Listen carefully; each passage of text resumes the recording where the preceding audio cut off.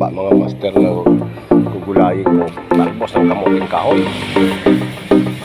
Tagal-tagal din ako pinakain nito. Isang buwan.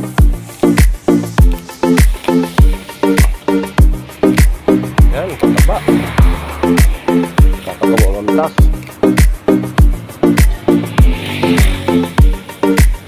Sila dito sa ano yan, sila dito magluto ng ganito. Dito sila nakatira. Sa ibang lugar ito hindi kinakain. So lason daw. Ito naman basta maganda ang pagluto mo. Sarap to. Kailangan maraming gata.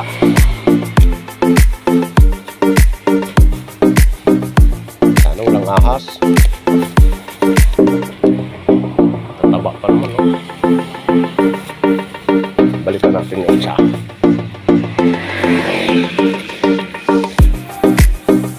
mataba ka. Nasa itaas na malinis talaga to. Hindi nasa itaas siya. Kaya talaga to dumi. Napakatataba, oh. Yan. Kaya ganahan tayo ng mga kumain.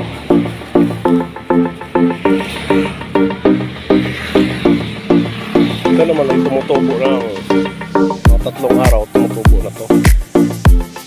Dali lang musmo yung kanyang mga nakatalbos. Ito ang maganda dito sa probinsya. Libre ang gulay, pamitas, bahay. Sarap nito. Tataba niya.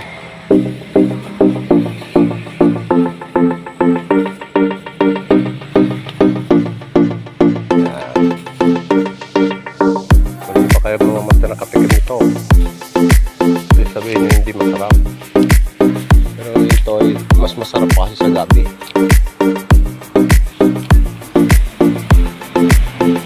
Natawag sa Maynila na Bicol Express. Pero tataba, oh. Pero matagal-tagal sila rito hindi nagulay ito. Ayan, oh. Kukunin mo lang yung talbos niya. Huwag naman yung pinakatalbos. Yan. Kunin mo yan. Kakatakot lang baka may ahas. Wala naman sana.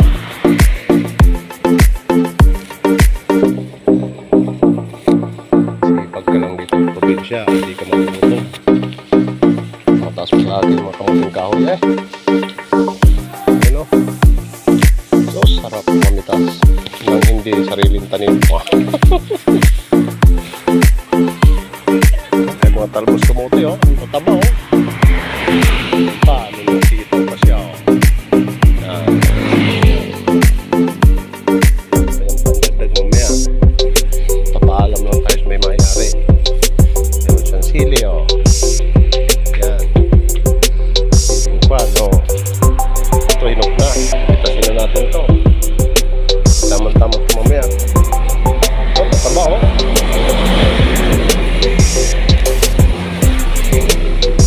Ang lugar, ito yung pinapakain lang sa baboy. Ito sa amin, masarap to. Napakatataba niya. Ayan.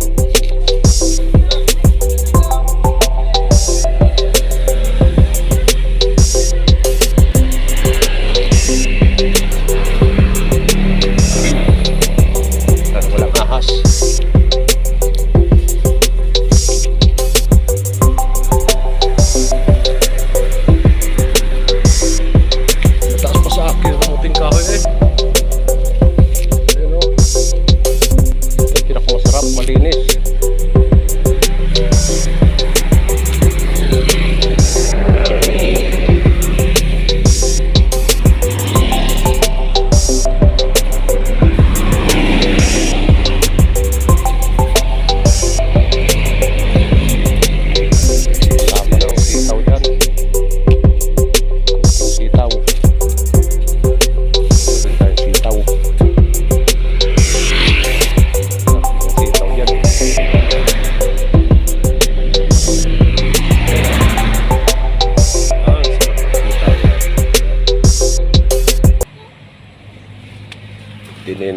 hindi sa probinsya.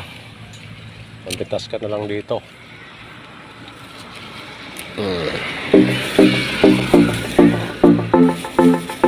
Habang hindi nakatingin ang nangyari, bitasin na natin. Sira ko lang naman yun. Kasi dito ang may-ari niya.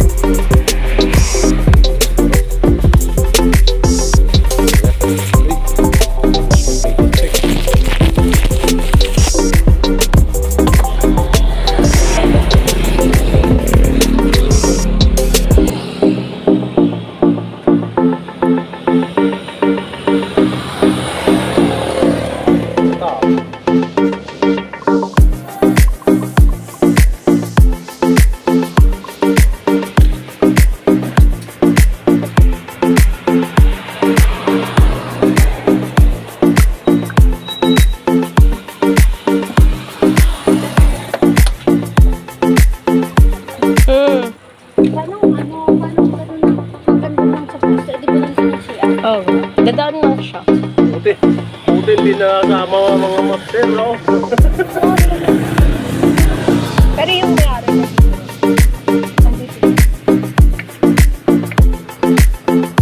Baka nung gano'n? Ano may merienda, no? Merienda. Ano ang nakasabi ko yung merienda dyan, Ben? Nakabag pa nga ako sa list naman. Kape. Kape kasi ano? Ang pangalan niyan? Leslie, mag-ask if... Pag nasa bahay naman ako, hindi ako masyadong makaanat. Nagang pang... Naulit na nga, nagagawan kami ni Shen doon sa cellphone. Pero may nagapok. Puro cellphone. Yung wifi pa naman doon pinipili. Kaya pag nabila akong wifi, yung pang 15 days na. Eh, we? 15 days na lang ang 100.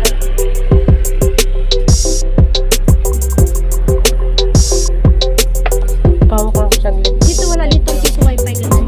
Hindi ko lang alam. Yun ang magandang ano dito. Magandang negosyo, wifi. Yung binibiling wifi. 5-5. Isang oras. Meron niya ito dito.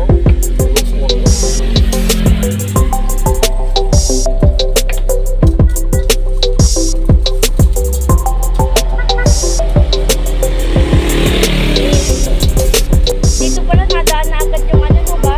Oh, dito. Puntang naga. Hindi mo rin dito. Ang mga tao rito, alas 6 ng busy na. Alas 5 may nagigising na rin. Nabili na. Ay, napakal na agad.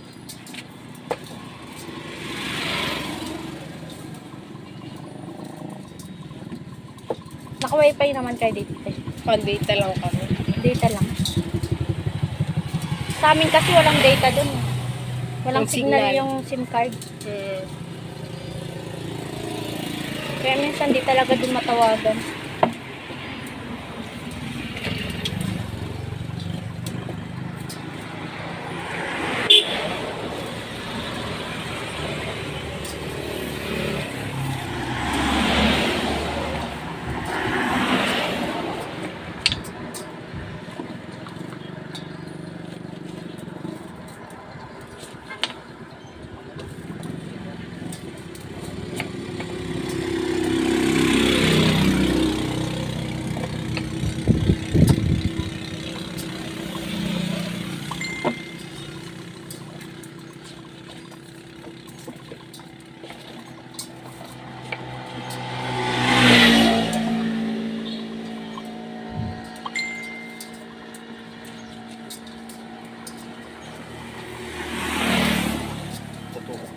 Yan ang mga master, oh.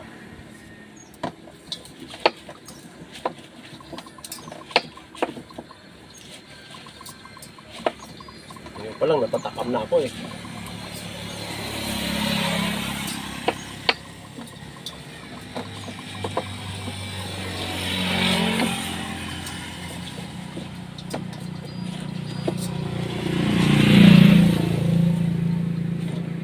bida doon si Shendo.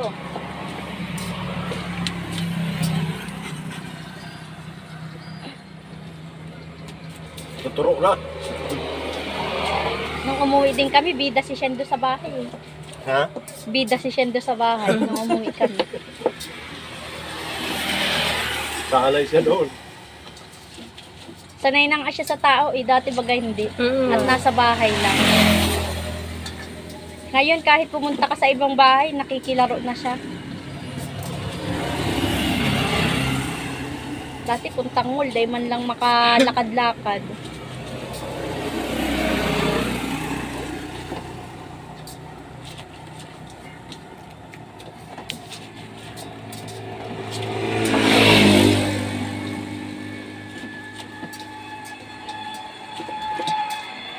May e-bike pala dito. Magandang e-bike dito kasi ang layo ng mga ano, bilihan, no? Mamamalengke si tita ang layo. Kaso bibilis ang mga sasakyan, nakakatakot. Yun nga bus na sinakyan namin, natatakot ako kasi nasa unahan kami. Pagka Tapos ang nagang overtake, ang ano pa ang bilis. Overtake siya ng overtake May kasi bata, hindi yan. Masakay sa may unahan. Bawal yun. kasi ano pa, tapos traffic baga at may nililibing, nagang overtake. ito po ay for some. Tutukan. Ganyan mga master, oh. Kumatas na siya, tatanggalin yung katas. Yan. Saka natin yung gagataan. Ang sarap nito. Tutukan yung mga master. Tanggalin yung katas niyan.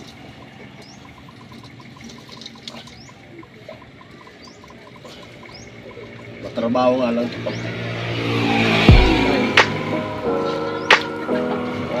Tiga.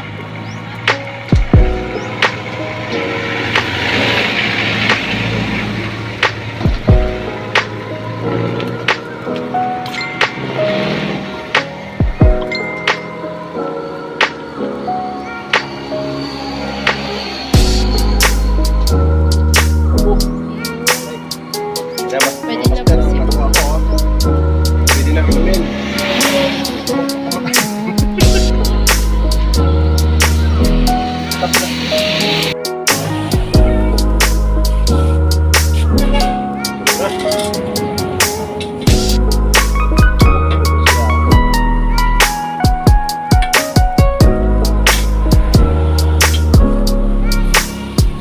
Yung pangalawang gataan, siya yung kaya ang luto natin para sa lumambot.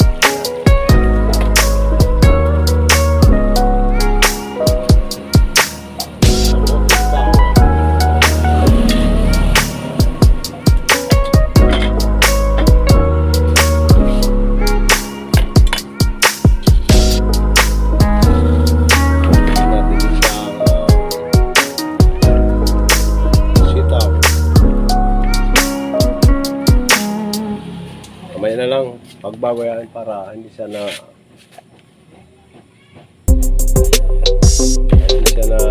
umipagkok. Madali naman siya maluto. Oh, makukulong na siya. Lapit ng maluto yan. Sikik itong pagluto niyan. Habang kumukulo pa, nilagay na yung pinakagata. Yung unang ginata natin kanina ay huwag nyo akong tatakpan pag parang tilis siyang malapot yung gata, yan lulutuin na yung gata niya kasi kapag yan ang tinakpan lalabnaw yung gata niya. Useless din yung pagkagata natin ng unang gata. Yan technique pagluto ng gulay kamuting kahoy. Harap. Maaaring pakuluan muna habang luto talaga yung bata para hindi natin sila papawis ang konti. Sarap po yan.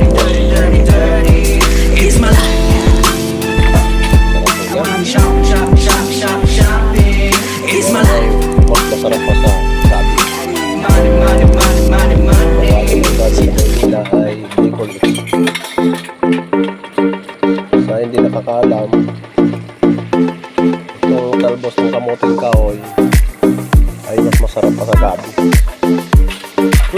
Buti nandiyan ka na.